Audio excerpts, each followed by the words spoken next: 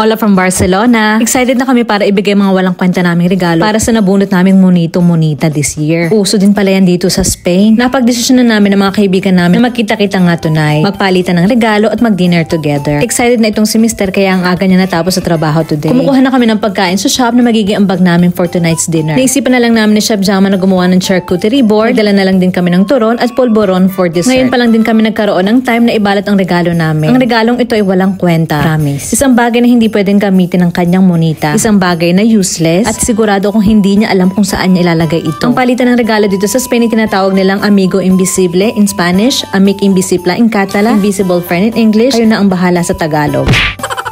Pero ang Amigo Invisible ito ay tinatawag namin Pongo. Slang term para sa regalong hindi useful, hindi decorative, hindi practical. Something na kailangan mag-collect lang ng alikabok sa bahay. Ang complete phrase pala ng exchange gift na ito ay Donde lo pongo? Meaning, saan ko ilalagay? Okay, gets nyo na yan, so mag-proceed na tayo sa bahay. Nandito na nga kami sa bahay ng friend namin at niready na nga ang mga pagkain. Pinapak na namin ng ilan habang hinihintay ang mga late naming kaibigan. After ng dinner, ay umpisahan na namin ang exchange gift. Inuna muna namin ang mga bata. 2 weeks ago, naganap yung bunutan ng pangalan. Tuwang-tuwa ang mga kids. Totoong toys ang regalo at hindi Pongo. Eto na, the waiting is over. Tingnan natin kung marunong maglaro itong mga kaibigan namin. At kung sino ang nanalo sa gabing ito. Umpisahan natin kay Laya. Kailangan namin hulaan kung sino ang sa tingin namin na nagbigay sa amin ng Pongo. Ang galing. Wala na isa ang tumama sa amin. Etong na-receive niya, diffuser pero walang hair blower. Ang mga bagay na ito ay dapat na nakuha lang namin sa bahay. Hindi binili. 3 points para sa nagregalo. Kasi useful din ito para sa kanya. Sunod naman ay si Jauma. Si Vegeta ng Dragon Ball. 2 points kasi favorite cartoon show ito ni Chef. Ako naman ang sunod. Ang dami. Isang purple French hat na pwede kong isuot pa Paris. Pamasahin na lang ang kulang. Uy, may yellow scarf din. Nagmukha na tuloy akong ubi custard cake dito.